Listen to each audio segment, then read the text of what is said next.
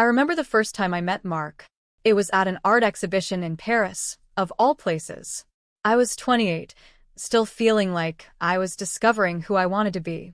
Mark was everything I thought I wanted: charming, confident, and so full of life. He swept me off my feet with his grand gestures, his stories of traveling, and his genuine admiration for my passions. It felt like a fairy tale. We married within a year of meeting. Looking back, I realize now how naive I was. At first, our life together was as magical as I had hoped. Mark's affection never seemed to wane. He was always surprising me with flowers or spontaneous dinners. I was working part-time at a bookstore, which I loved. It gave me time to read and explore my own interests while still contributing to our household. But as time went on, things started to change. Shortly after we got married, Mark's demeanor began to shift. The charming man I had fallen for was replaced by someone who was demanding and lazy. He began to treat me less like a partner and more like a caretaker. His freelance photography career, which had seemed so exciting at first, became unstable. He would jump from one project to another, never sticking with anything for long. And as his career faltered, so did his motivation. I was pressured into quitting my job at the bookstore. Mark insisted I stay home, saying it was the best for our family. I gave in, thinking that maybe he knew better. But as I stayed home, taking care of our son, Leo, and managing the household, it became clear that Mark wasn't contributing at all. He'd spend days on end lounging around, leaving me to juggle all the responsibilities. Our marriage began to crumble under the weight of his neglect and my growing resentment. Leo was 8 years old by then, full of energy and curiosity. I did my best to make his life as normal as possible, despite the tension at home. Mark barely interacted with him, leaving me to handle everything from school pickups to bedtime stories. It felt like I was living in a constant state of exhaustion, trying to keep our family together while feeling like I was losing myself. The turning point came in the form of a severe traffic accident. I was on my way to the grocery store when a car hit me. I remember the pain and confusion vividly. I was rushed to the hospital, and the injuries were serious. I spent weeks there, unable to move much, the whole time feeling abandoned. Mark's behavior during this time was shocking. He didn't visit me for weeks. When he finally did, it wasn't to comfort me. Instead, he criticized me for not being able to handle household chores and blamed me for everything that was going wrong. It was then that he demanded a divorce. His words stung, but deep down, I wasn't surprised.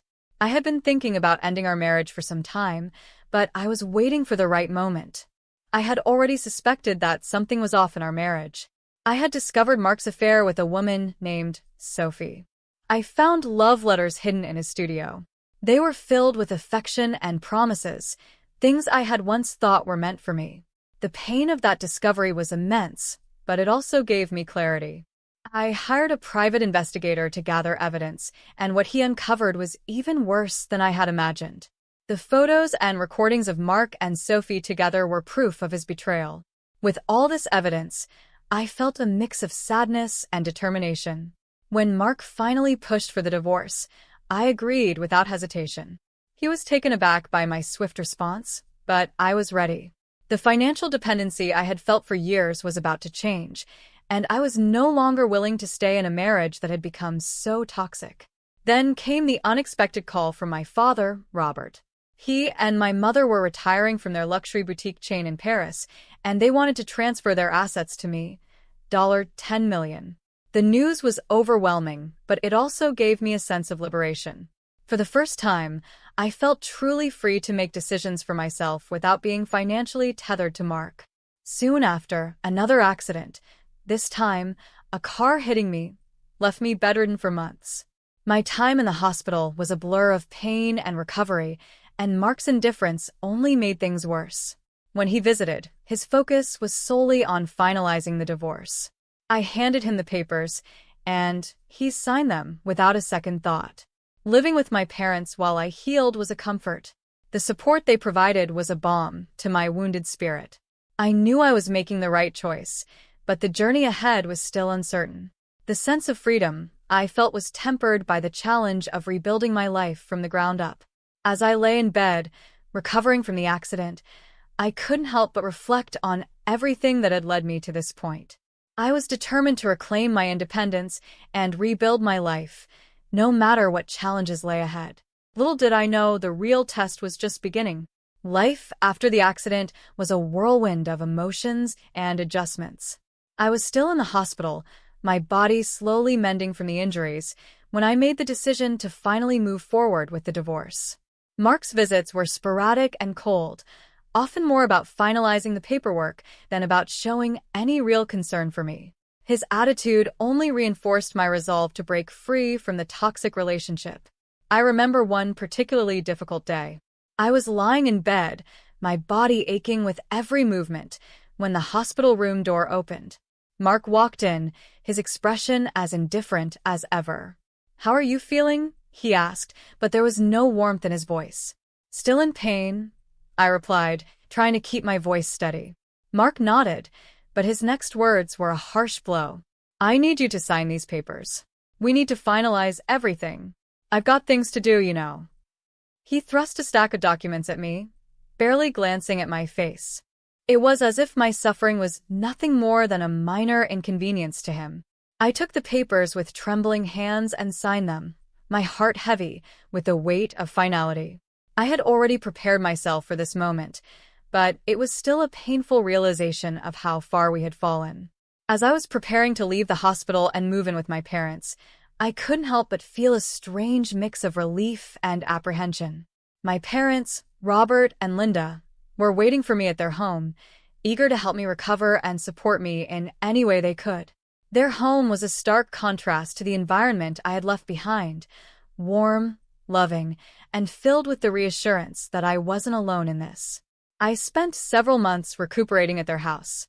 Every day was a struggle, but it was also a chance to rebuild my strength and my spirit. During this time, I tried to focus on myself and my future. My father's unexpected gift of financial independence was a beacon of hope. I knew it was my chance to start over, to take control of my life and find my own path.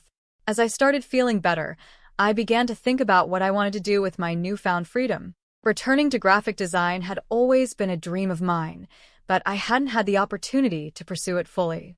Now, with the financial security my parents' gift had provided, I could finally consider it seriously. One day, while I was still recuperating, I received a call from Mark.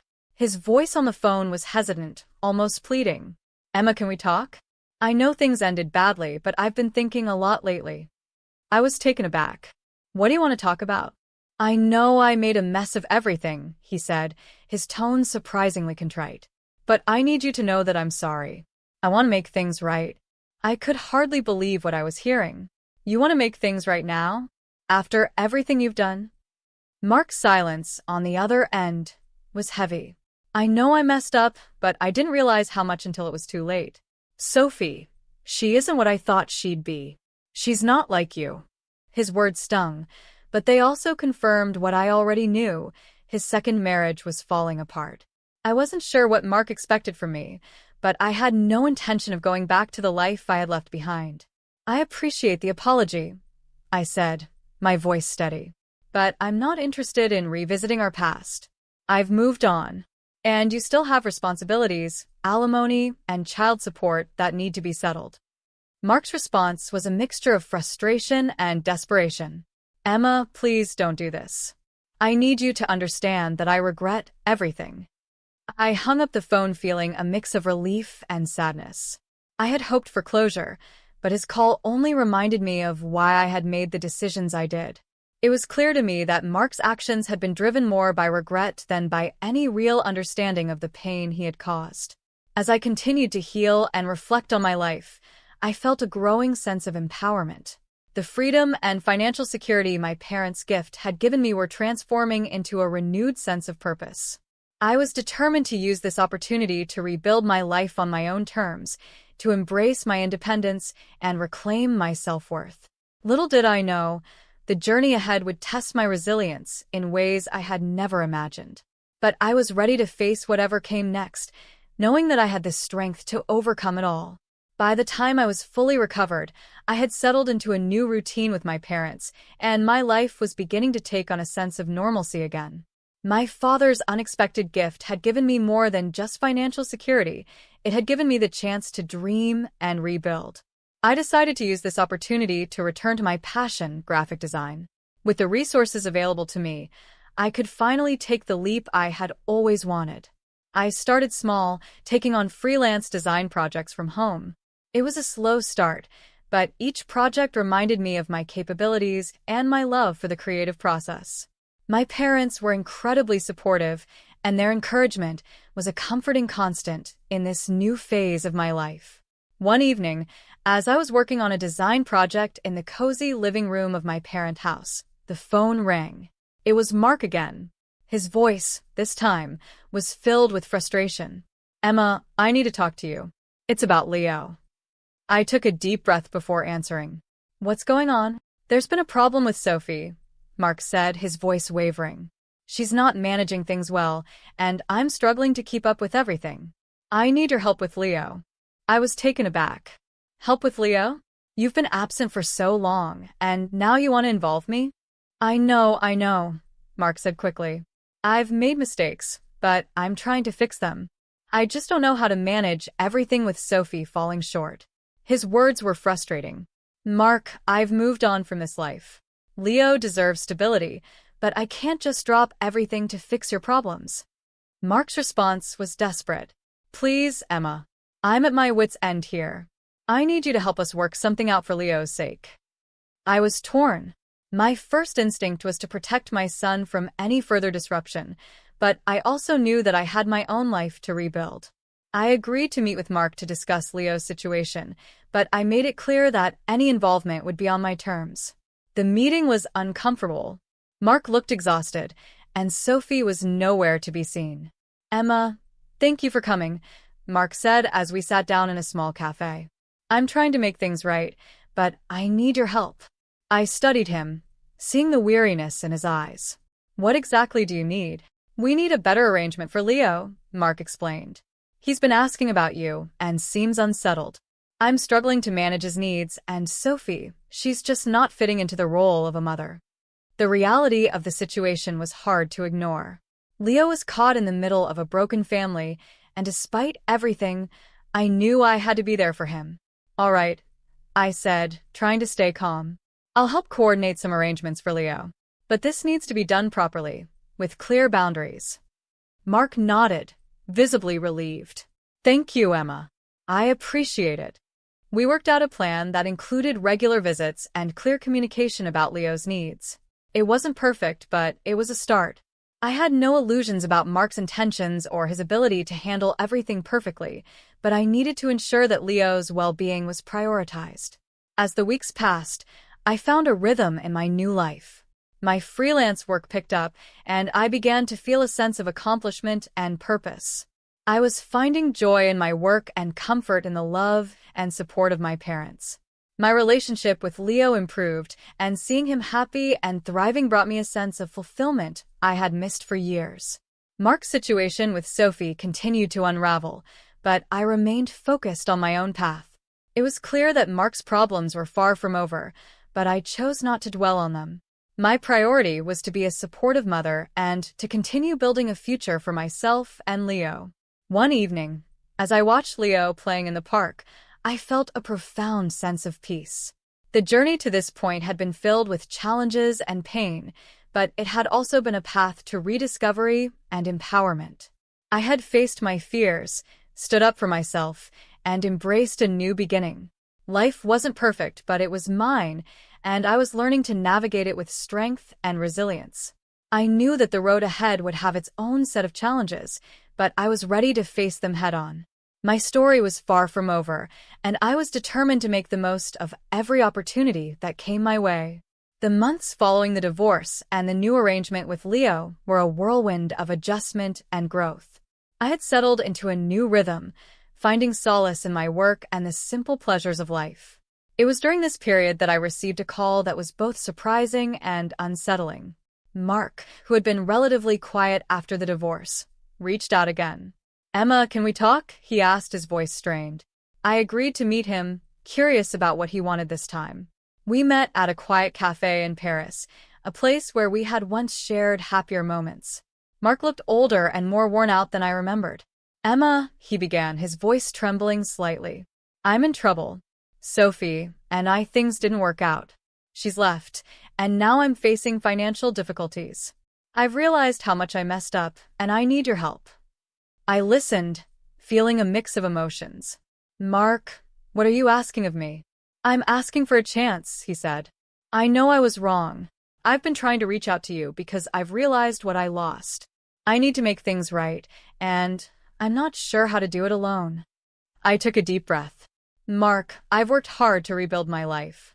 I've found stability and purpose, and I can't let your problems derail that.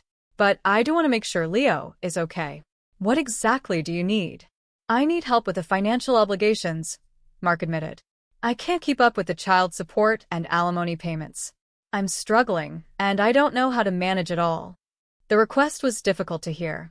I had always known that Mark's decisions would have consequences, but hearing him admit his struggles was a stark reminder of the reality he was facing.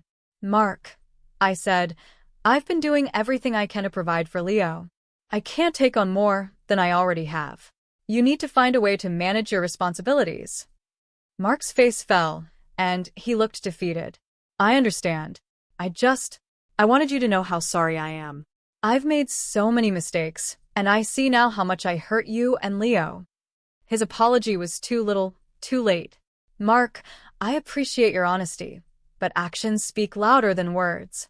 You need to take responsibility for your actions and face the consequences.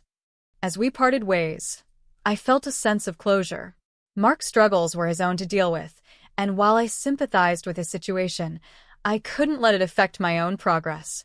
I had worked hard to create a new life for myself and Leo, and I wasn't going to let anything jeopardize that. Life continued to unfold, and I found joy in the simple things, working on design projects, spending time with Leo, and enjoying the support of my parents. My relationship with Leo grew stronger, and I was grateful for the stability we had found together.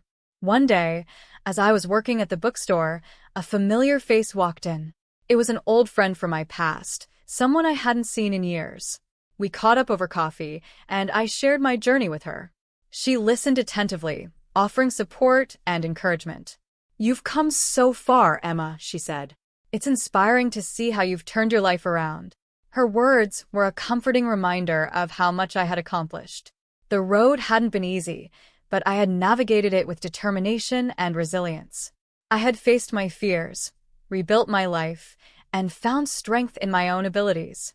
As I looked back on my journey, I saw it as a testament to the power of self-worth and perseverance.